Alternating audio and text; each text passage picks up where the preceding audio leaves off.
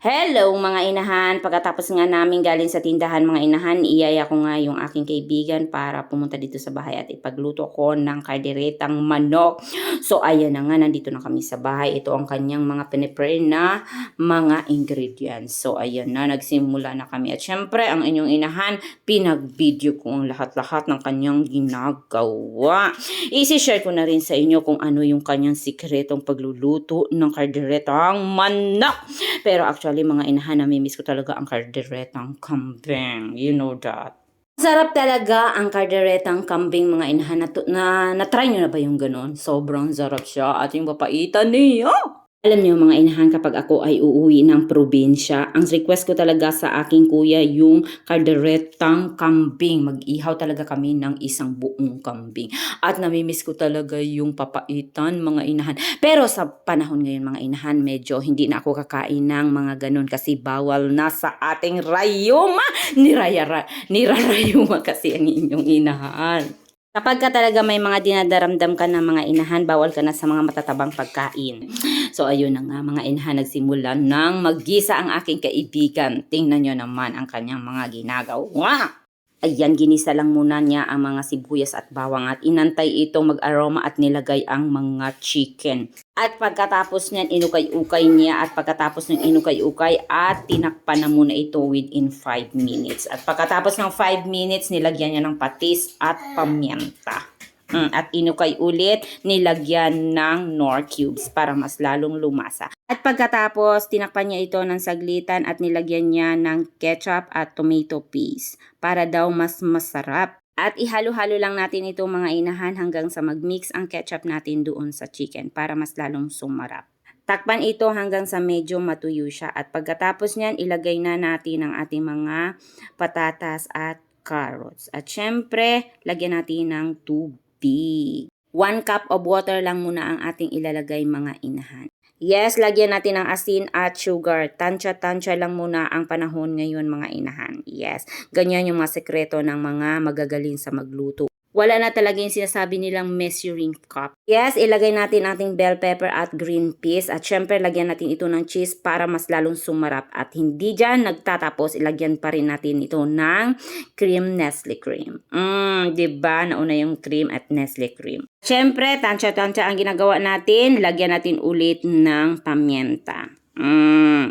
Lagyan mo lang yan mga inahan ng paminta ayon doon sa iyong panlasa. Ganun lang yun. Hindi ko sinasabing lagyan mo ng lagyan ha. Lagyan mo lang doon sa gusto mo kung ano yung gusto mo. Ganun. At syempre mga inahan, kumain na nga ang inyong inahan. Hindi ko na pinakita sa inyo kung paano kumain. At ayan na nga, nakakuha na ako ng isa. At syempre, dahil diet ang inyong inahan, isa lang ang kinain. O ayan, lumaki tuloy yung mata ng inahan ninyo dahil sobrang sarap.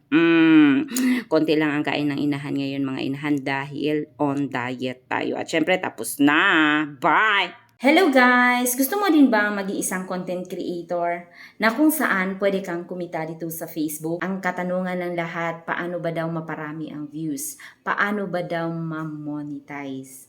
Kung mapapansin nyo guys, wala masyadong views yung aking mga content. Pero na-monetize ako. Marami akong natutunan sa mga kapwa kong content creator kung paano maparami ang views. Yun ay pwede kong i-share sa inyo. At bago ko yan i-share sa inyo, kung bago ka lang sa aking page, pindutin mo ang follow para magsama-sama tayo araw-araw. At syempre, pag nagustuhan mo, like and share na din para malaman ng mga ibang content creator. Number 1, very effective talaga kung paano maparami ang views mo. Magpapansin ka kay Meta. Paano yun? Mag-post ka araw-araw ng 3 beses. Mag-post ka na may habang 3 minutes. Number 2, mag-post ka ng reels mo ng 90 seconds at lagyan mo ito ng hashtag.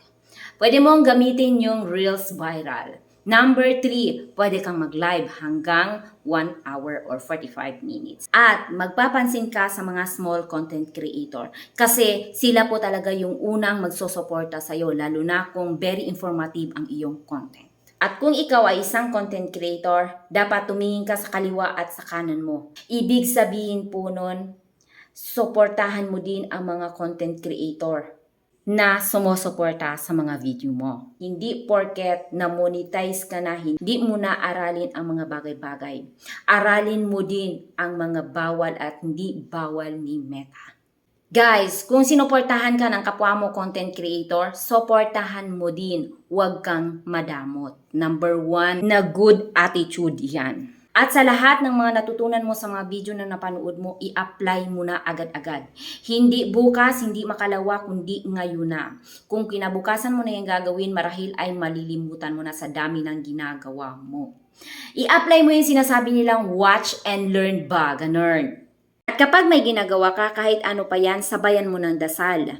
Magtiwala ka sa Diyos na kaya niyang ibigay lahat ng iyong kahilingan. At kapag nakita ka ni Universe na maganda ang iyong ginagawa at nagsusumikap ka, lahat ng iyong kahilingan ay ibibigay niya. Magtiwala ka lang sa Kanya. Huwag mo din kalimutan na magpasalamat sa lahat ng biyayang ipinagkaloob niya sa iyo. Okay guys, ang ulam natin ngayon ay talong guys. Tulad ng sinabi ko sa inyo kanina guys. At mayroon tayo ditong bagko. At syempre may kanin tayo guys. At ganyanin natin yan guys. Tap-tap natin ng konti ganyan guys. Tapos magkuha tayo ng kanin ganyan guys. Subutan ganyan. Tapos kuha tayo ng ganyan guys. Very healthy itong pagkain ko guys. Tapos kamatis. Tapos kanin. Kasi pag nag-ulog ang basadang kaysa gulaw ng gang. Yan. Tapos guys, Klaro, ano? yan nyo.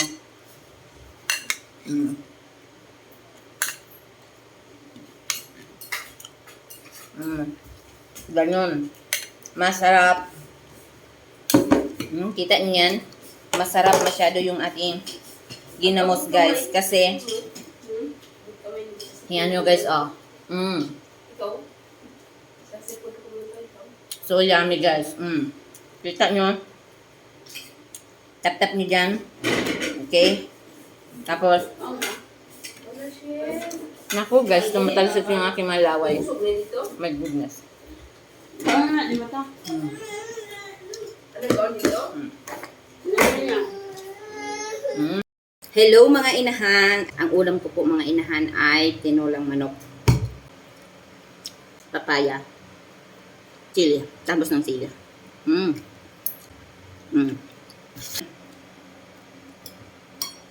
Ayan. Very, very, very yummy ang ulam natin for today.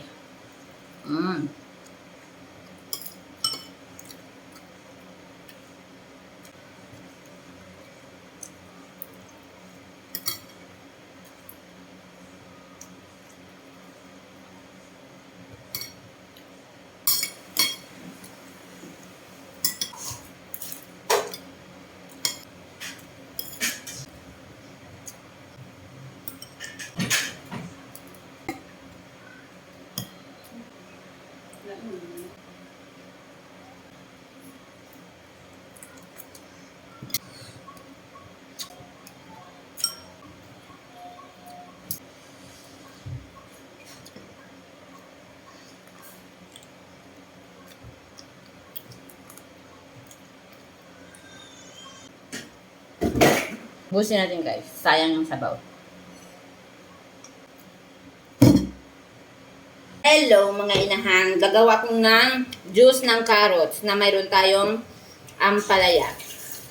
Isang langgana siyang maliit mga inahan. Tingnan ko kung gaano karami ang kanyang juice.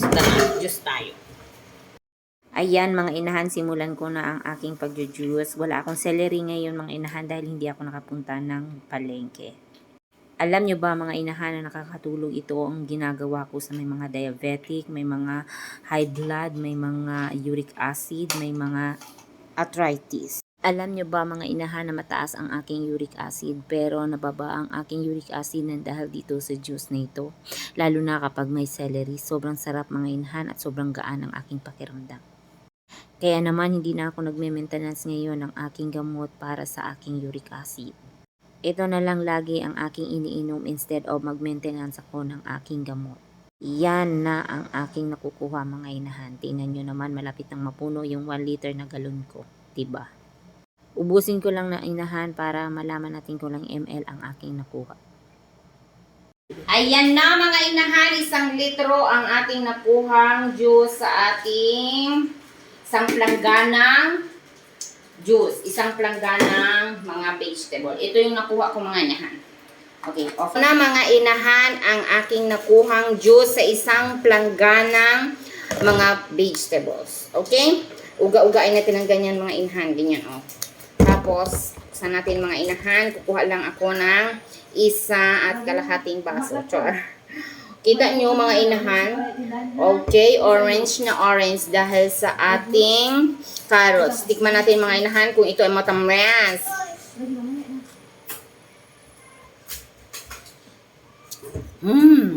Super yummy mga inahan. Mayroon pang naiwa-iwan mga kuan dyan inahan. Pero mapakla siya mga inahan. Dahil doon sa ating ampalaya. Hindi siya, naghalo yung tamis at saka pakla niya mga inahan because of the ampalaya. Kita niyo yung lips ko mga inahan, nagbrak-brak na yan. Okay.